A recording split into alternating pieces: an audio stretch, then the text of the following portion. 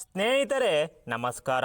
ಬಾಲಚಂದ್ರ ಲಕ್ಷ್ಮಣರಾವ್ ಜಾರಕಿಹೊಳಿ ಬೆಳಗಾವಿ ಜಿಲ್ಲೆಯ ಜಾರಕಿಹೊಳಿ ಮನೆತನದ ಮತ್ತೊಬ್ಬ ಪವರ್ಫುಲ್ ಲೀಡರ್. ಬೆಳಗಾವಿಯ 18 ಕ್ಷೇತ್ರಗಳ ಪೈಕಿ ಬರುವ ಅರಬಾವಿ ವಿಧಾನಸಭೆ ಕ್ಷೇತ್ರದ ಶಾಸಕರು. ಜಾರಕಿಹೊಳಿ ಸಾಮ್ರಾಜ್ಯದ ಮೂರನೆಯ ಕುಡಿ, ಸೋಲಿಲ್ಲದ ಸಾಹುಕಾರ. ಸತೀಶ್ ಮತ್ತು ರಮೇಶ್ ಜಾರಕಿಹೊಳಿ ಅವರಷ್ಟೇ ಪ್ರಭಾವ ಹೊಂದಿರುವ ಬಾಲಚಂದ್ರ ಜಾರಕಿಹೊಳಿ ಅವರ ರಾಜಕೀಯ ಇತಿಹಾಸ ಹೇಗಿದೆ? ಮದುವೆಯಾಗದ ಬಾಲಚಂದ್ರ ಜಾರಕಿಹೊಳಿ ಅವರ ಮುಂದಿನ ಉತ್ತರಾಧಿಕಾರಿ ಯಾರು? ಅವರ ಆಸ್ತಿ ಎಷ್ಟು ಎಂಬುದರ ಕುರಿತು ಒಂದು ಇಂಟ್ರೆಸ್ಟಿಂಗ್ ಮಾಹಿತಿಯನ್ನ ನೋಡೋಣ ಬನ್ನಿ. ಬಾಲಚಂದ್ರ ಜಾರಕಿಹೊಳಿ ಅವರ ಆರಂಭಿಕ ಜೀವನ.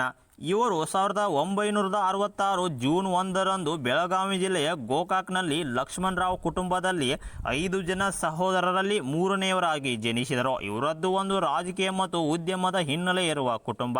ಇವರ ತಂದೆ ಲಕ್ಷ್ಮಣರಾವ್ ಅವರು ಸಾರಾಯಿ ಉದ್ಯಮವನ್ನು ನಡೆಸುತ್ತಿದ್ದರು ಹಾಗೂ ಜಿಲ್ಲೆಯಲ್ಲಿ ಬರುವಂತಹ ದೊಡ್ಡ ದೊಡ್ಡ ರಾಜಕೀಯ ನಾಯಕರ ಜೊತೆ ಗುರುತಿಸಿಕೊಂಡಿದ್ದರು.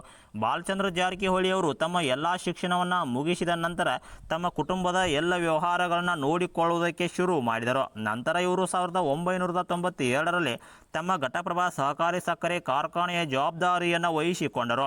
ಇದರ ಜೊತೆಗೇನೆ ಇವರು ಸಣ್ಣ ಸಣ್ಣ ಸಾಮಾಜಿಕ ಹೋರಾಟಗಳಲ್ಲಿ ಭಾಗಿಯಾಗುತ್ತಿದ್ದರು.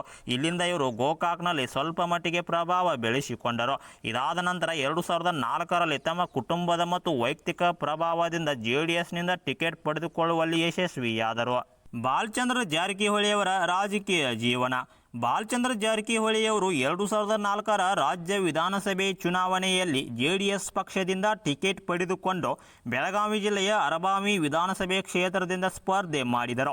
ಈ ಚುನಾವಣೆಯಲ್ಲಿ ಇವರು ಕಾಂಗ್ರೆಸ್ ಪಕ್ಷದ ವೀರಣ್ಣ ಕೌಜಲಗಿಯವರ ವಿರುದ್ಧ 62,000 ಮತಗಳನ್ನು ಪಡೆದುಕೊಂಡು 19,000 ಮತಗಳ ಅಂತರದಿಂದ ಗೆಲುವು ಸಾಧಿಸಿದರು. ಹಾಗೂ ಇದೇ ಅವಧಿಯಲ್ಲಿ ಇವರು ಕಾಂಗ್ರೆಸ್ ಮತ್ತು JDS ಮೈತ್ರಿ ಸರ್ಕಾರದಲ್ಲೇ ಕುಮಾರಸ್ವಾಮಿ ಆಡಳಿತದಲ್ಲಿ ರಾಜ್ಯ ಹಾಲು ಒಕ್ಕೂಟದ ಅಧ್ಯಕ್ಷರಾದರು. ಇದಾದ ಬಳಿಕ 2008ರ ರಾಜ್ಯ ವಿಧಾನಸಭೆ ಚುನಾವಣೆಯಲ್ಲಿ ಇವರು ಮತ್ತೆ JDS ಪಕ್ಷದಿಂದ ಸ್ಪರ್ಧೆ ಮಾಡಿದರು. ಈ ಚುನಾವಣೆಯಲ್ಲಿ ಇವರು BJP ಪಕ್ಷದ ವಿವೇಕರಾವ್ ವಸಂತರಾವ್ ಪಾಟೀಲ್ ವಿರುದ್ಧ 53,000 ಮತಗಳನ್ನು ಪಡೆದುಕೊಂಡು ಕೇವಲ 5,000 ಮತಗಳ ಅಂತರದಿಂದ ಗೆದ್ದು 2ನೇ ಬಾರಿಗೆ ಶಾಸಕರಾದರು. ಆಪರೇಷನ್ ಕಮಲಕ್ಕೆ ತುತ್ತಾದ ಬಾಲಚಂದ್ರ ಜಾರಕಿಹೊಳಿ. 2008ರ ರಾಜ್ಯ ವಿಧಾನಸಭೆ ಚುನಾವಣೆಯಲ್ಲಿ BJP ಪಕ್ಷಕ್ಕೆ ಸರಳ ಬಹುಮತಕ್ಕೆ ಕೇವಲ 3 ಸ್ಥಾನಗಳ ಕೊರತೆ ಇತ್ತು.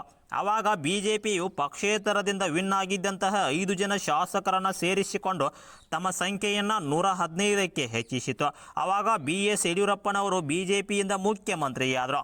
ಆದರೆ ಇಷ್ಟಕ್ಕೆ ಸುಮ್ಮನಾಗದ BS ಯಡಿಯೂರಪ್ಪನವರು ತಮ್ಮ ಸರ್ಕಾರವನ್ನು ಬಲಪಡಿಸಲು ಪ್ರತಿಪಕ್ಷದ ಕಾಂಗ್ರೆಸ್ನ 3 ಜನ ಶಾಸಕರು, JDSನ 4 ಜನ ಶಾಸಕರನ್ನು ತಮ್ಮ ಪಕ್ಷಕ್ಕೆ ಕರೆತರಲು ಆಪರೇಷನ್ ಕಮಲವನ್ನು ನಡೆಸಿದರು.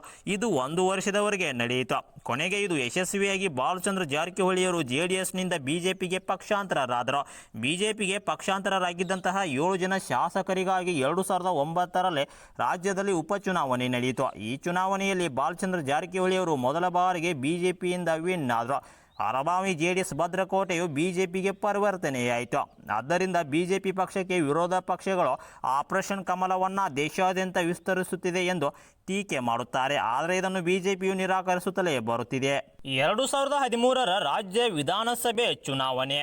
ಈ ಚುನಾವಣೆಯಲ್ಲಿ ಬಾಲಚಂದ್ರ ಜಾರಕಿಹೊಳಿಯವರು ಅರಬಾವಿ ಕ್ಷೇತ್ರದಿಂದ BJP ಪಕ್ಷದಿಂದ ಸ್ಪರ್ಧೆ ಮಾಡಿ ಕಾಂಗ್ರೆಸ್ ಪಕ್ಷದ ಕರೆಪ್ಪ ರಾಮಪ್ಪ ಉಟಗಿ ವಿರುದ್ಧ 99,000 ಮತಗಳನ್ನ ಪಡೆದುಕೊಂಡು ಬರೋಬ್ಬರಿ 75,000 ಮತಗಳ ಅಂತರದಿಂದ ಭರ್ಜರಿ ಗೆಲುವು ಸಾಧಿಸಿ 4ನೇ ಬಾರಿಗೆ ಶಾಸಕರಾದರು.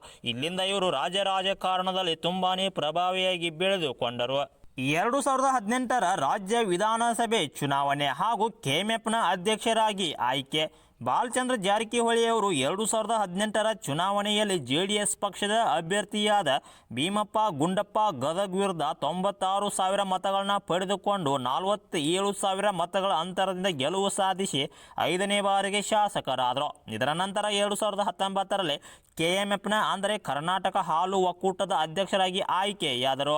2023ರ ವಿಧಾನಸಭೆ ಚುನಾವಣೆ. 2,47,000 ಮತದಾರರನ್ನು ಹೊಂದಿರುವ ಅರಬಾವಿ ವಿಧಾನಸಭೆ ಕ್ಷೇತ್ರದಿಂದ ಬಾಲಚಂದ್ರ ಜಾರಕಿಹೊಳಿಯವರು ಮತ್ತೆ 2023ರ ಚುನಾವಣೆಯಲ್ಲಿ ಕಣಕ್ಕಿಳಿದು ಪಕ್ಷೇತರ ಅಭ್ಯರ್ಥಿಯಾದ ಭೀಮಪ್ಪ ಗುಂಡಪ್ಪ ಗದಗ್ ವಿರುದ್ಧ 1,15,000 ಮತಗಳನ್ನು ಪಡೆದುಕೊಂಡು 71,000 ಮತಗಳ ಅಂತರದಿಂದ ಭರ್ಜರಿ ವಿನ್ ಆಗಿ 6ನೇ ಬಾರಿಗೆ ಶಾಸಕರಾಗಿ ಸೋಲಿಲ್ಲದ ಸಾಹುಕಾರರಾಗಿ ದಾಖಲೆ ಬರೆದರು. ಮದುವೆ ಆಗದ ಬಾಲಚಂದ್ರ ಜಾರಕಿಹೊಳಿಯವರ ಮುಂದಿನ ಉತ್ತರಾಧಿಕಾರಿ ಯಾರು? ಬಾಲಚಂದ್ರ ಜಾರಕಿಹೊಳಿಯವರ ಎಲ್ಲ ಸಹೋದರರದ್ದು ಮದುವೆ ಆಗಿದೆ. ಆದರೆ ಇವರಿಗೆ 57 ವರ್ಷ ವಯಸ್ಸಾದರೂ ಮದುವೆಯಾಗಿಲ್ಲ. ಆದ್ದರಿಂದ ಇವರು ತಮ್ಮ ರಾಜಕೀಯದ ಮುಂದಿನ ಉತ್ತರಾಧಿಕಾರಿಯಾಗಿ ತಮ್ಮ ಸಹೋದರರಾದ ಭೀಮಸಿ ಜಾರಕಿಹೊಳಿಯವರ ಇಬ್ಬರು ಗಂಡು ಮಕ್ಕಳಲ್ಲಿ ಮೊದಲನೆಯವರಾದ ಸರ್ವೋತ್ತಮ್ ಜಾರಕಿಹೊಳಿಯವರನ್ನು ದತ್ತು ತೆಗೆದುಕೊಂಡಿದ್ದಾರೆ. ಮುಂದಿನ ದಿನಗಳಲ್ಲಿ ತಾವು ರಾಜಕೀಯ ನಿವೃತ್ತಿ ಘೋಷಣೆ ಮಾಡಿಕೊಂಡರೆ ಆ ಕ್ಷೇತ್ರದ ಸ್ಥಾನವನ್ನು ಸರ್ವೋತ್ತಮ್ ಜಾರಕಿಹೊಳಿಯವರು ತುಂಬಲಿದ್ದಾರೆ. ಬಾಲಚಂದ್ರ ಜಾರಕಿಹೊಳಿಯವರ ಆಸ್ತಿ ಎಷ್ಟು?